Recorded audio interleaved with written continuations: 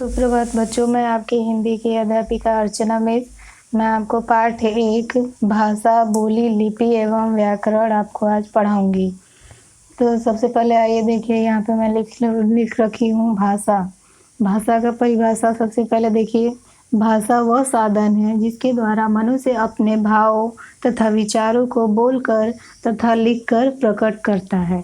मतलब भाषा एक ऐसा साधन है, ऐसा माध्यम है जिसके द्वारा हम लोग अपने मन के भाव, जो मेरे मन में कोई भाव आ रहे हैं या विचार आ रहे हैं, उसको किसी दूसरे से, अपने साथ वाले, अपने दोस्त मित्र या अपने रिश्तेदार मित्र और या अपने परिवारजनों से हम लोग उसे बोलते हैं, तो वही क्या है, वो भाषा है।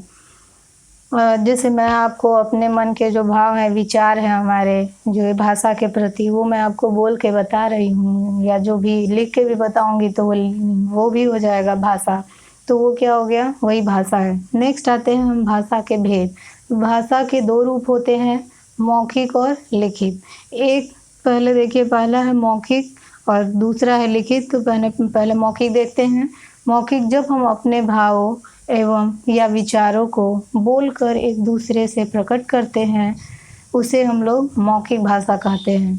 जैसे कि भाषण, कोई अगर स्पीच देता है या बोलता है, वो क्या करता है, वो मौखिक है भाषा। वो मुँह से बोल के वो अपनी भाषा को प्रकट करता है। बातचीत, अगर हम किसी एक दूसरे से बातचीत करते हैं तो वो भी क्या है, एक मौखिक भाषा का उदाहरण है। नाटक है, वो भी मौखिक भाषा है क्योंकि वो भी मुँह से बोल के ही होता है। दूरदर्शन मतलब टीवी है, जो टीवी हम लोग देखते हैं, वो भी क्या है, वो भी, उसमें भी बोल के ही लोग एक दूसरे से अपने मन के भाव या विचार को प्रकट करते हैं। सेकंड है लिखित। जब हम अपने भाव या विचारों को लिख कर प्रकट करते हैं तो उसे हम लोग क्या कहते हैं, लिखित भाषा। जैसे कि मैंने ये बोर्ड पे लिखा हुआ है, ये क्या हो गया, लिखित भाषा हो गया। और लिखित भाषा के और भी उदाहरण हैं। पत्र है, समाचार पत्र है। अगर हम किसी को लेटर लिखते हैं, पत्र लिखते हैं, तो मैंने लिखा है, वो क्या हो गया, लिखित भाषा हो गया। समाचार पत्र है, उसमें भी लिखा हुआ होता है, हम लोग उसको पढ़ के उसको जानते हैं या समझते हैं। अभी और जो मैं ये आपको बोल के समझा रही हूँ, वो मौखिक भाषा हुआ, और अगर मैंने ये लिखा हुआ है, ये लिखित भाषा हो गया। तो यहाँ पे हुआ आपका मौखिक भाषा, जो हम लोग बोल के अपने भाव एवं विचारों को दूसरों को समझाते हैं, और लिखित भाषा जब हम अपने भाव एवं विचारों को लिख कर समझाते हैं, तो वो लिखित भाषा हुआ। नेक्स्ट आइए आप लोग बोली। तो भाषा के क्षेत्रीय रूप को क्या कहते हैं, बोली कहते हैं। तो जैसे कि भाषा ही, जो हम अपने मन के भाव एवं विचारों को एक दूसरे से प्रकट करते हैं, वो हर एक क्षेत्र में, हर एक जगह पे, अलग अलग जगहों पे वो अलग अलग प्रकार से बोली जाती है। तो उसी को हम लोग बोली कहते हैं। जैसे सूरदास ने ब्रज भाषा में काव्य की रचना की। तो ये जो ब्रज भाषा है, ये कोई भाषा का नाम नहीं है, लेकिन ये अगर ब्रज में ये यही भाषा बोली जाती है। ये हर दूसरे जगह नहीं बोली जाती है, सिर्फ ये ब्रज में ही बोली जाती है, ब्रज भाषा। तो ये सिर्फ उसी क्षेत्र में बोली गई। तो जब ये उसी क्षेत्र में बोली गई तो ये क्षेत्रीय भाषा हो गई, और इसी क्षेत्रीय भाषा को ही हम लोग क्या कहते हैं, बोली कहते हैं। नेक्स्ट आता है साहित्य। तो विद्वान या पंडित अपने ज्ञान के आधार पर अपने विचारों को हमारे समक्ष रखते हैं, उसे साहित्य कहते हैं या वह साहित्य कहलाता है।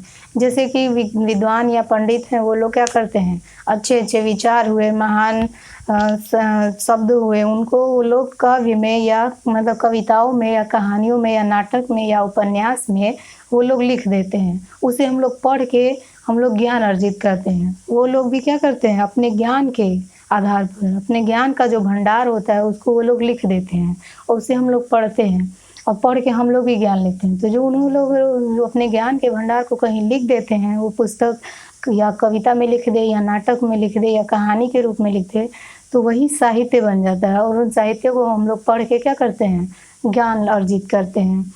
तो किसी विद्वान या पंडित अपने ज्ञान के आधार पर अपने विचारों को हमारे समक्ष रखते हैं, तो उसे ही हम लोग साहित्य कहते हैं।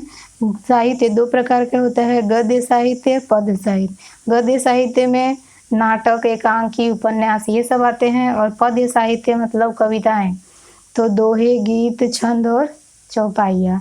तो आज की वीडियो में बच्चों सिर्फ इतना ही मैंने पढ़ा, भाषा, भाषा के भेद और बोली और साहित्य। आगे के ये जो 2 टॉपिक है, लिपि एवं व्याकरण, आप लोगों को अगले वीडियो में पढ़ाऊँगी। अगर बच्चों आप लोग को इतना समझ में आ गया होगा तो ठीक है, अगर नहीं समझ में आया है तो आप लोग मुझे कमेंट बॉक्स में अपनी जो भी समस्याएँ हैं वो पूछ सकते हैं। धन्यवाद।